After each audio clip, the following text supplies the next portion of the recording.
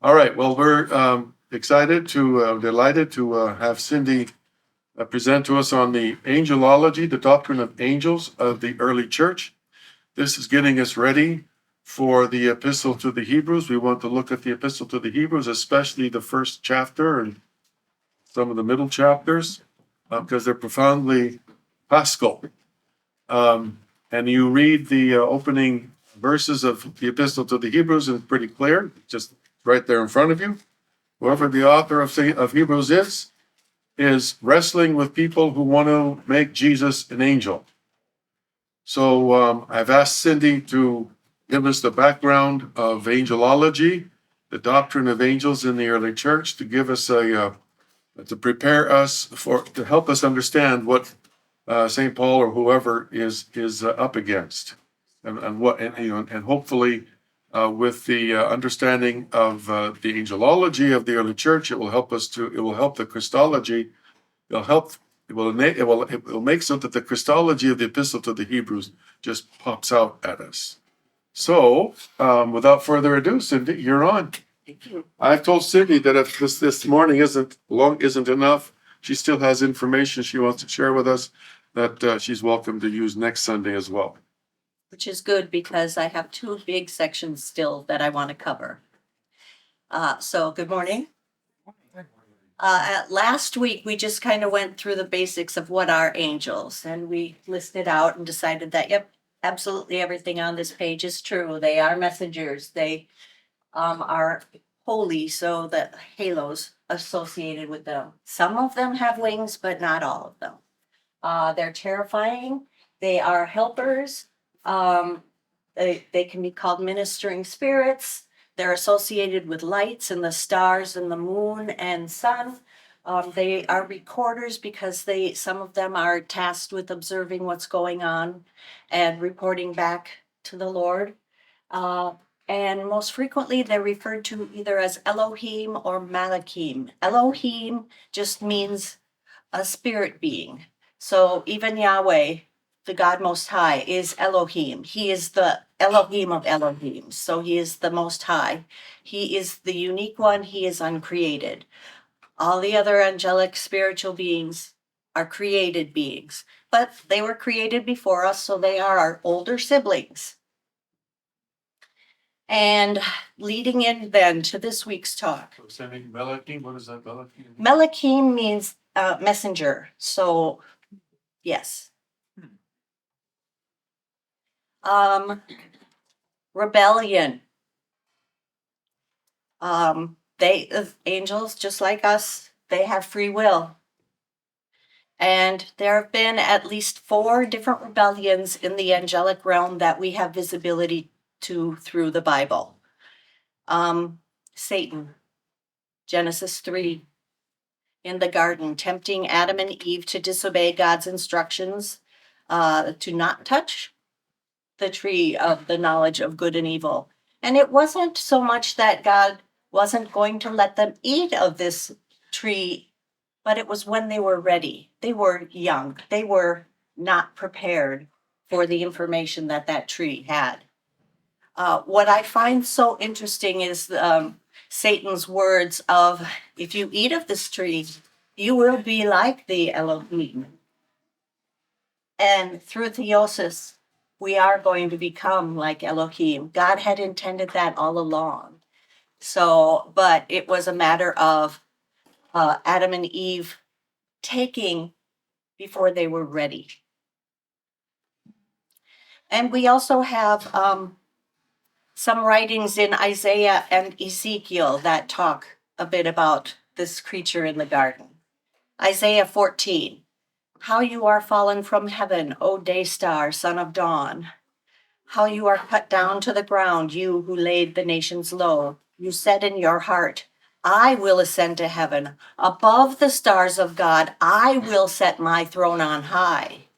I will sit on the mount of assembly in the far reaches of the north. I will ascend above the heights of the clouds. I will make myself like the Most High. Or in Ezekiel chapter 28, you were the signet of perfection, full of wisdom and perfect in beauty. You are in Eden, the garden of God. Every precious stone was your covering: sardius, topaz, and diamond, beryl, onyx, and jasper, sapphire, emerald, and carbuncle, and crafted in gold were your settings and your engravings. On the day that you were created, they were prepared. You were an anointed guardian cherub. I placed you. You were on the holy mountain of God. In the midst of the stones of fire you walked. You were blameless in your ways from the day you were created, till unrighteousness was found in you. And there's a few more verses, and then it goes, so I cast you as a profane thing from the mountain of God, and I destroyed you, O guardian cherub, from the midst of the stones of fire. Your heart was proud because of your beauty. You corrupted your wisdom for the sake of your splendor. I cast you to the ground. So there's some pride in there. These angelic beings are a lot like us, but they're more powerful. The second rebellion occurs in Genesis 6. The forbidden mixing of the realms, where the angels got together with the daughters of men, and they created abominations and shared forbidden knowledge in exchange for women. So Genesis 6.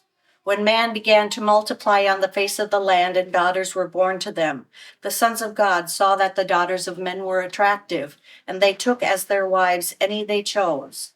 Then the Lord said, My spirit shall not abide in man forever, for he is flesh. His days shall be 120 years.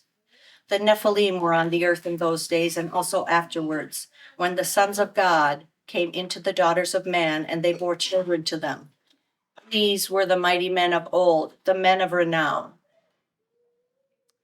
When we think of some of the Greek stories, we think of Heracles or Hercules, who was half God, half human. I think some of these stories, even these mythological stories, are echoes back to this period of time. We've got Gilgamesh.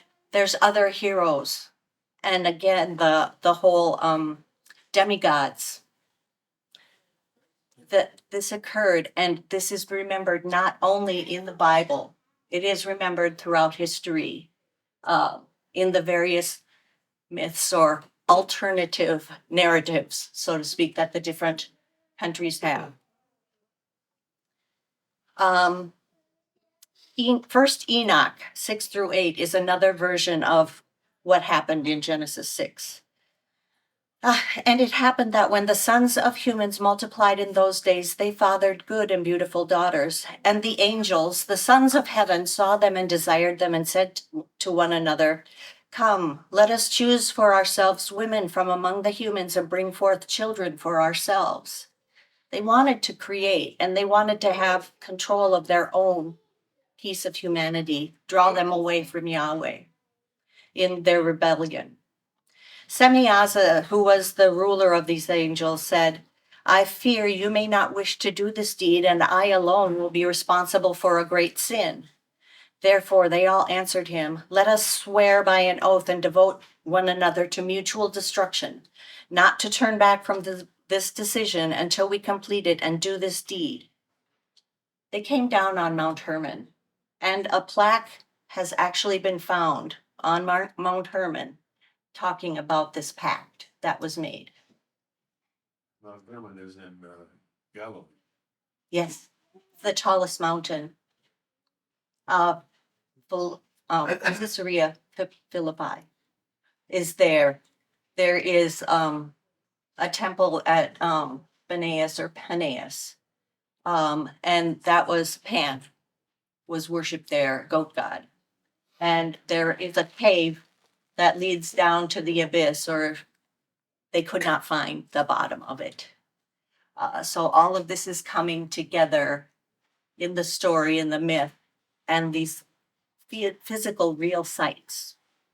And so when you look at Jesus there in Caesarea Philippi saying, I will build my church on this rock, he's not talking about Peter. He's talking about Mount Herman. Would that mean on the abyss, from what you're saying?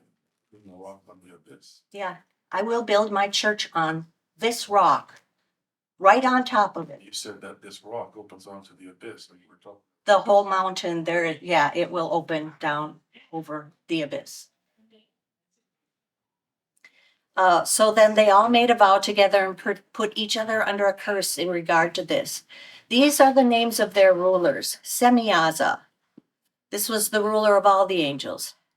Arathak, Kimbra, Samane, Daniel, Arios, Semiel, Iomiel, Cocriel, Ezekiel, Batriel, Sathiel, Atriel, Tamiel, Barachiel, and Anantha, Thoniel, Ramiel, Aziel, Rachiel, Toriel. There's a lot of L's, ending those names, which is a theophonic name as of God. So these are different. When I look at this, and I think I have it later, but a lot of what is this?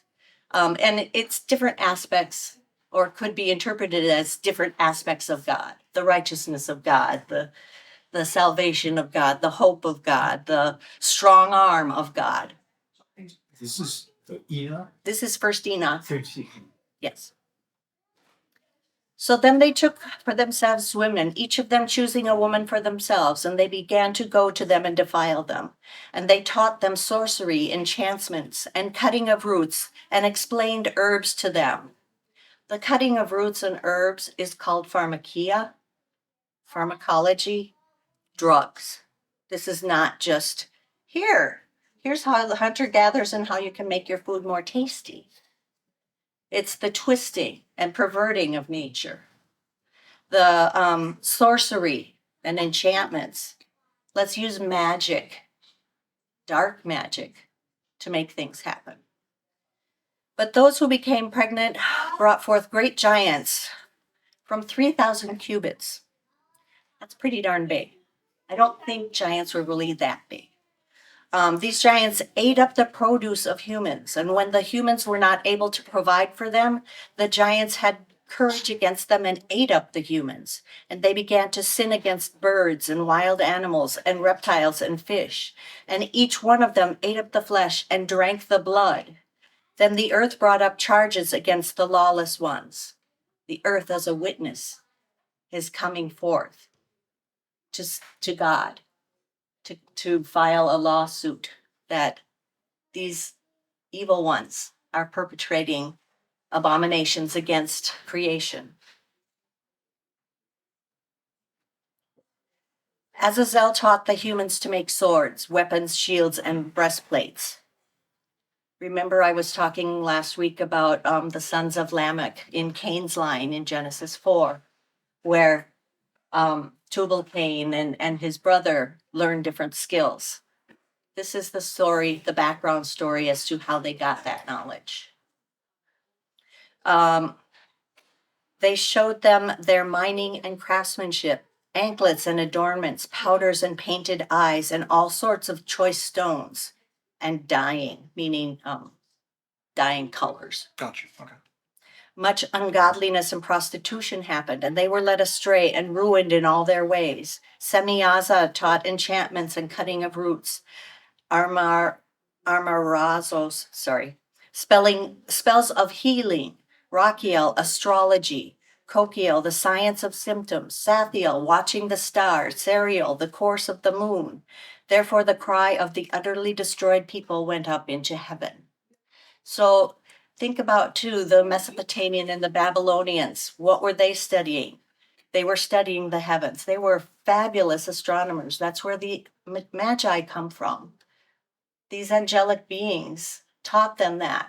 And there are Mesopotamian stories of sages from heaven, the Apkallu, that come and teach this knowledge, this wisdom. And they're so proud because that is what Babylon is founded on, this wonderful knowledge that we have. We're superior because we have this knowledge. So a lot of what the biblical stories are talking about, it's a polemic, an argument against what this so-called knowledge that you have and what is its actual source. Genesis 4, and Lamech took 2 wives. The name of one was Ada, the name of the other was Zillah. Ada bore Jabal. He was the father of those who dwell in tents and have livestock. This is the first appearance in the Bible where you have to have masses of animals.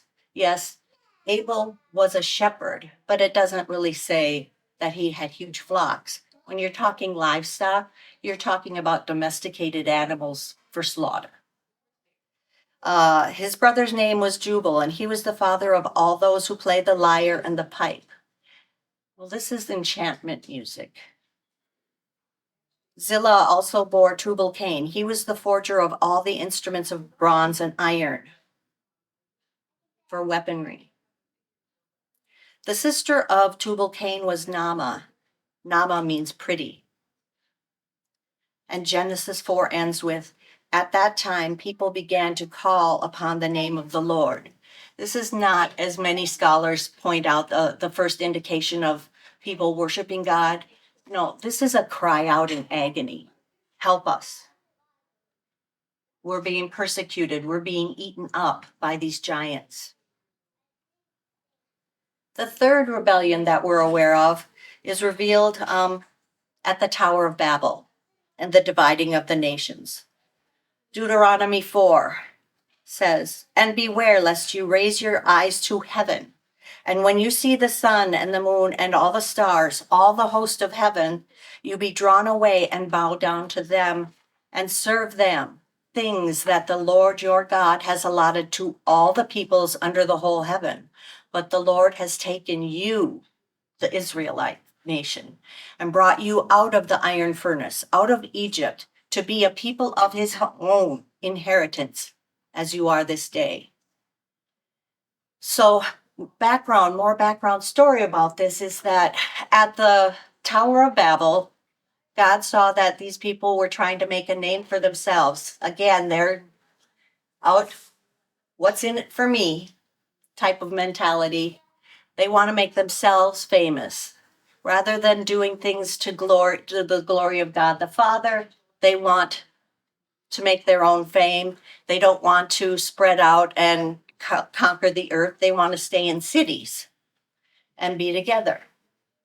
And if any of you have been listening to Father Stephen DeYoung in the Whole Counsel of God, Lot, he just covered Lot wanting to stay in the different cities and how Abraham's nomadic lifestyle is what the Bible encourages. Cities are places of evil in those early chapters of Genesis. Although I do find it interesting that at the end in Revelation, the holy city comes down. So even cities will be made pure. But what I want you to think about is now, this is really the great divorce is another term that I make of it, where God has now the 70 nations in Genesis 10 as they're listed.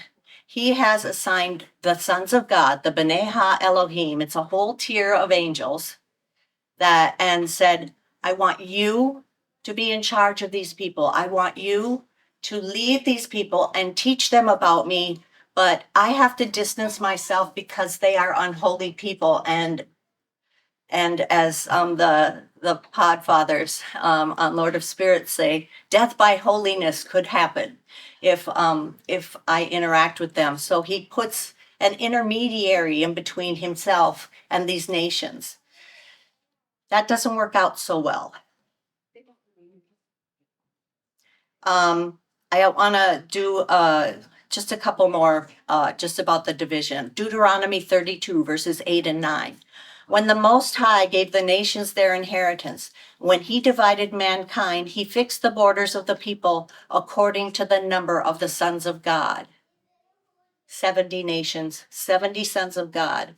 And in the Ugaritic mythology, El also had 70 sons. And it's interesting in the atonement ceremonies for the Yom Kippur, they butchered 70 bulls on behalf of the nations. So, and again, 70 is a number of wholeness and completeness. I also want to share this from Plato in the Critias. Now, other gods, having been allotted other regions, ruled over these, but Hephaestus and Athena shared a common nature as siblings born from the same father, sharing also the same pursuit of philosophy and craftsmanship, were allotted a single region in Greece. So interesting that even pagan writers either had encountered some of the ancient Jewish writings, or they also knew the story of the dividing of the nations. So this is what happens after Babel. It's a scene of a divine council meeting where God calls everybody in. You see them all sitting, gathered around him. We have icons of what it's like in the Holy Assembly there. Psalm 82, which is 81 in the Orthodox Study Bible. God has taken his place in the divine council. In the midst of the gods, he holds judgment. How long will you judge unjustly and show partiality to the wicked? Give justice to the weak and the fatherless. Maintain the right of the afflicted and the destitute. Rescue the weak and the needy. Deliver them from the hand of the wicked.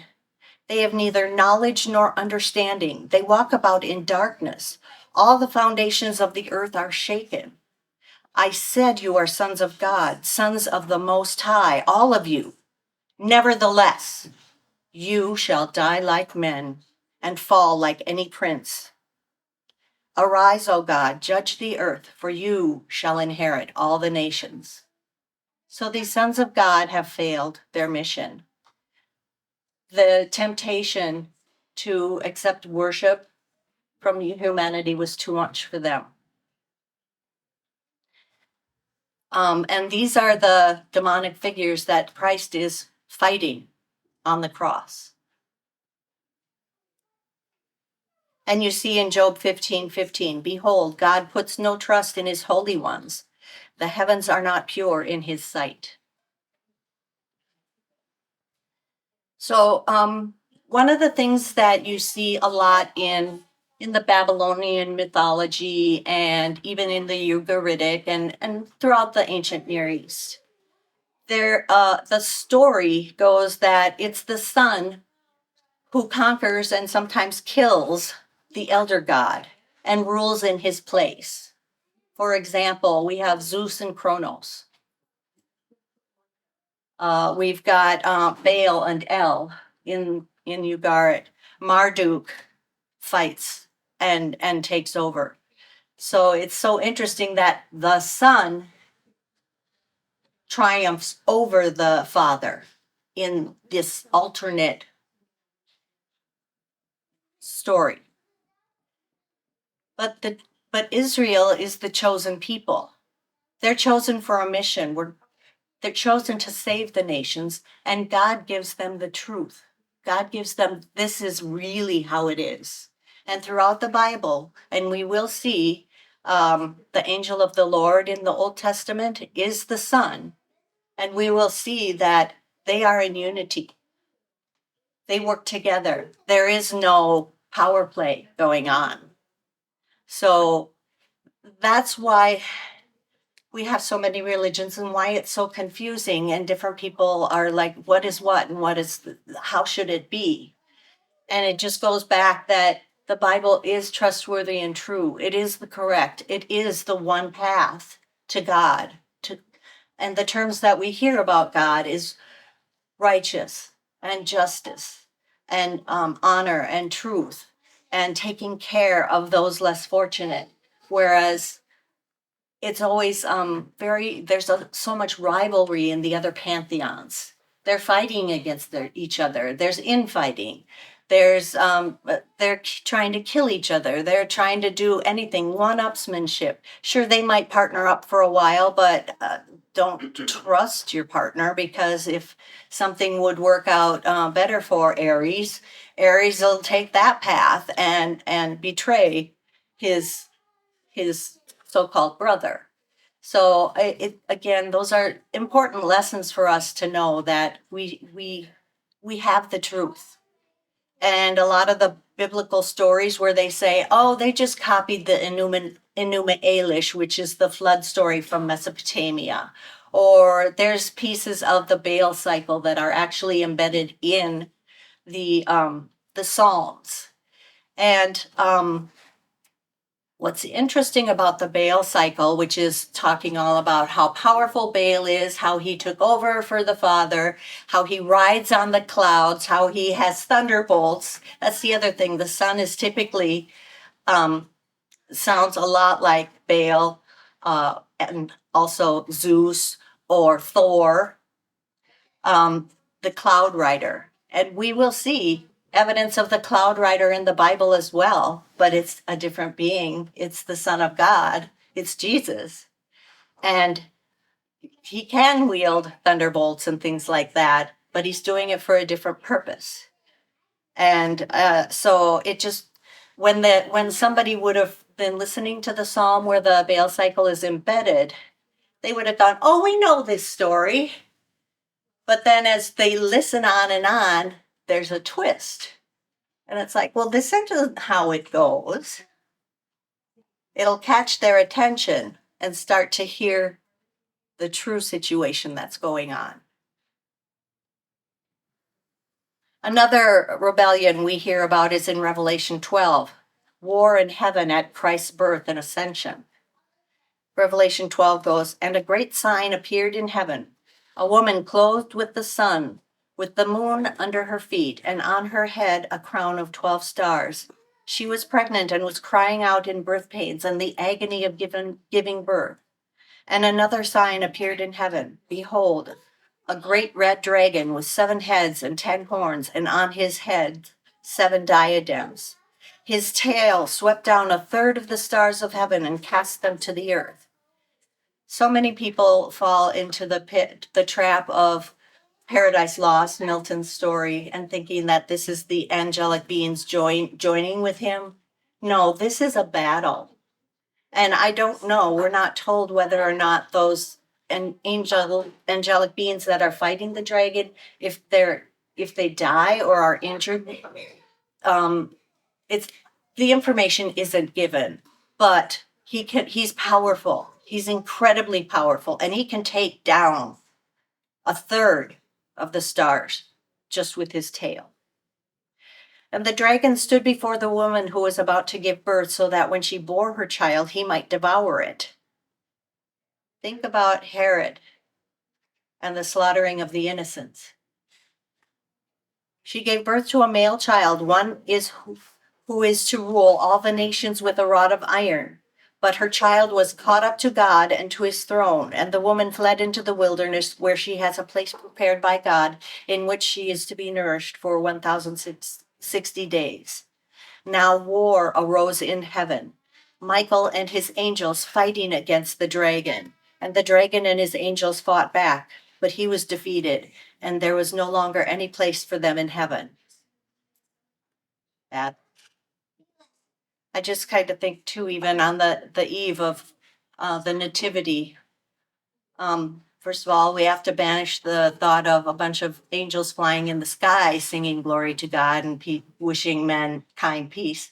Think more about armored up, sword carrying, powerful angels who are in the midst of battle, but they stop. A choir of them stops, appears there in Bethlehem to praise God at the birth of the King that is finally coming, that will end all of these wars.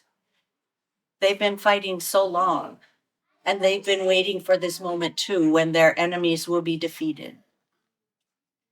I just think it's so powerful to think that in that unseen realm that we don't see very often or have very limited exposure, there's a heck of a lot going on that we're not aware of, that we're protected from.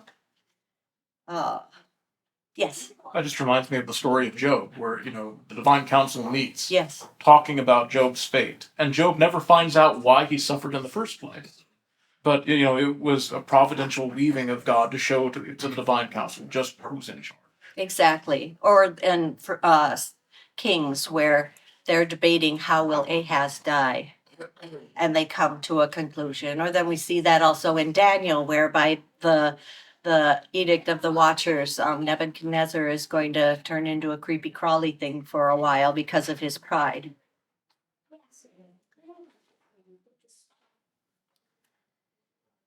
Let's see.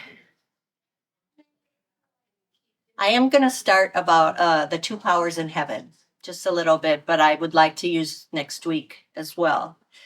The angel of Yahweh.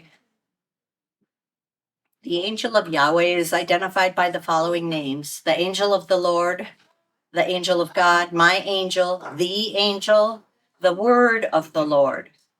Like the word of the Lord came to so and so. My name is in him. The church fathers identify the angel of the Lord as the pre-incarnate Christ, the visible person of the Trinity with whom we can see and interact with face to face and not die. This is the angel that Jacob wrestled with. This is the angelic being that Moses talked face to face with or saw in the burning bush.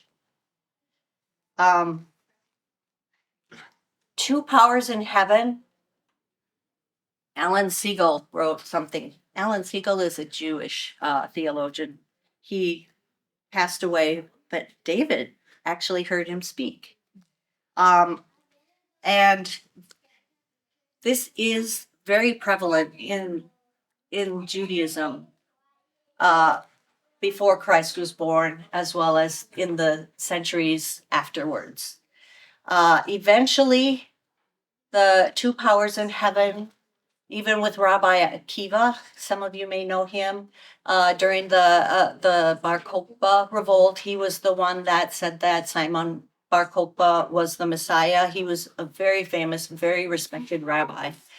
And Akiva was known to give a nod to the two powers, but then his buddies would peer pressure him and say, no, there's only one. And then they start reciting the Shema. The Lord your God, the Lord is one. There's only one. And what winds up happening as Christianity is blossoming and developing and understanding that no, there's at least two persons, and eventually understanding no, there are three persons within the Trinity.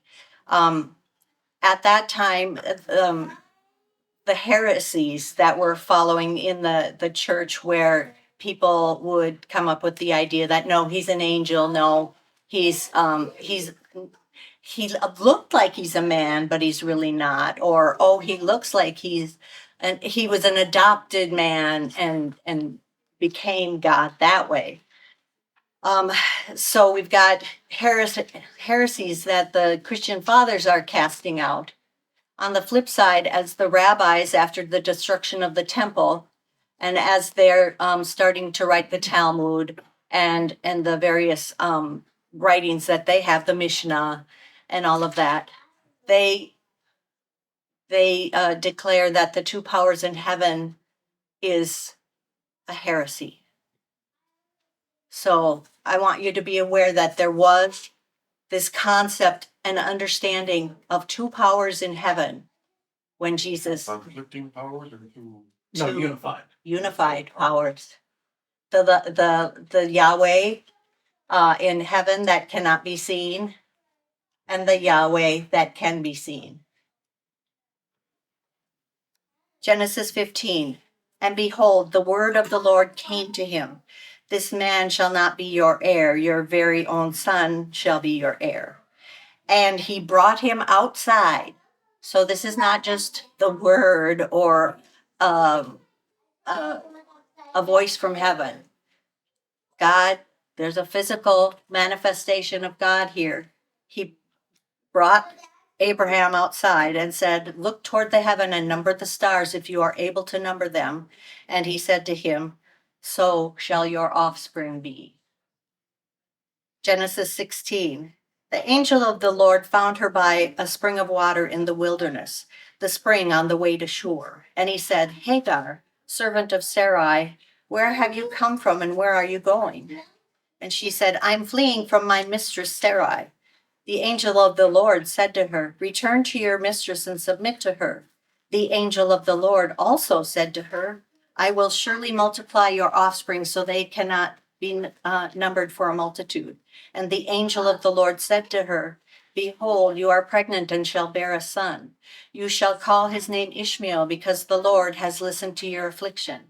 He shall be a wild donkey of a man, his hand against everyone, and everyone's hand against him, and he shall dwell over against all his kinsmen. So she called the name of the Lord who spoke to her, You are a God of seeing. Genesis 22. But the angel of the Lord called to him from heaven and said, Abraham, Abraham. And he said, Here I am. And he said, Do not lay your hand on the boy or do anything to him. For now I know that you fear God, seeing you have not withheld your son, your only son, from me. Think of that. It's Christ calling out, stopping Abraham. I know you've done this, and I will take his place.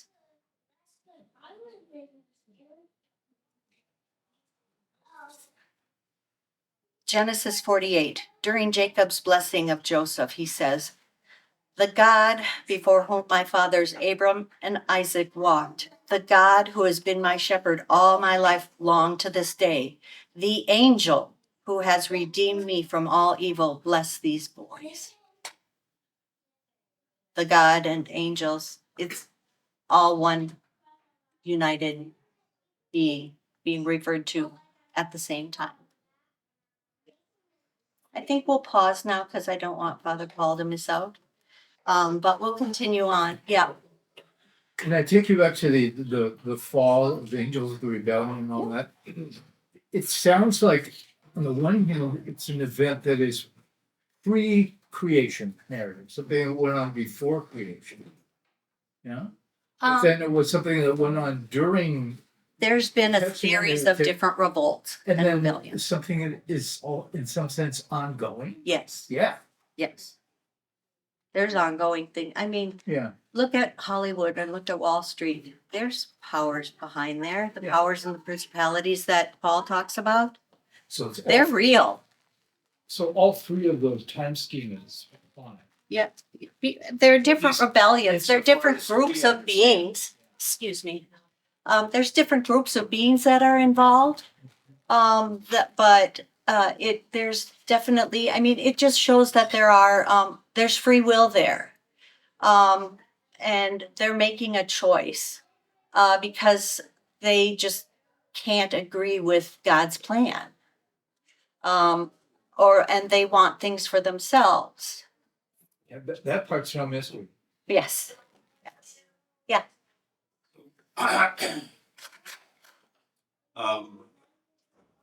So in Chinese philosophy, Confucius wrote a text called the Spring and Autumn Annals, which in its basic form, I'm going somewhere with this.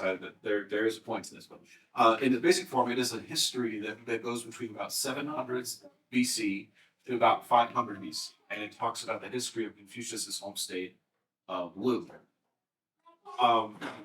There are two hermeneutic traditions that are associated with, well, three. There are three hermeneutic traditions that are associated with this text. Two of them are rationalist and nominalist. That is to say, this is only a history. All Confucius is doing is he's describing the history of his home state. It's valuable because it shows us how that Confucius was a scholar and had a good understanding of his history of his place, right? But then there's a third tradition that is esoteric and is saying that Confucius is describing not only the history of Lu, but the history of the world and actually a cosmic history, and describing a series of multiple falls. Because the first fall, they say the reasoning behind this esoteric tradition is that Confucius ascribes praise and blame to certain individuals in this history based on whether or not they conform to a certain moral standard. And he does this in different ways in three different time periods in his text, based on which of the falls it follows. In the first in the first period of the text, he describes disobedience as being the first, the disobedience of sons against fathers, especially being the first of the faults. And he ascribes blame to sons who are disobedient to their fathers. And then after that, there follows conflicts within the state, use of forbidden powers, embrace of heterodox or heretical technologies, basically. Interesting. And then the third period, which is basically like after the third fall, his tactic of assigning praise and blame kind of falls away, because he basically saying we're in such a bad state now that there's no point in assigning praise and blame because everybody is in a state of sin. And there is an angelic power that appears at the very end of the text in the form of a mythical beast, Kirin, basically. And the text cuts off immediately after that. Confucius says, my work has been done. The appearance of this angelic being in the West shows me that I have completed my work. And that the rest of history is going to be a history of recovery from the fall in some way. But anyway, this esoteric tradition seems to contain a lot of the same Yep. interpretations. Yep, it's the story that's spread as people migrate. They brought those stories with them, but they, evolved into their own way of speaking. So that's why you see so many of these same parallel themes of the son revolting against the father, or killing the father, or castrating the father. You see, they're all describing why is there evil in this world. I think it's interesting. A book that I read by Brian Godawa. He mainly writes fiction stories, but there's a theological base to what he's talking about, and it's about the Emperor Qin. And in that book he shows kanji characters, Chinese writing, and you can see that it's the Noah's Ark with a boat and 7 people and different things that are in these ancient Chinese writings. They were bringing that, again, as they spread out around the world, they brought that story with them. Other questions? Okay.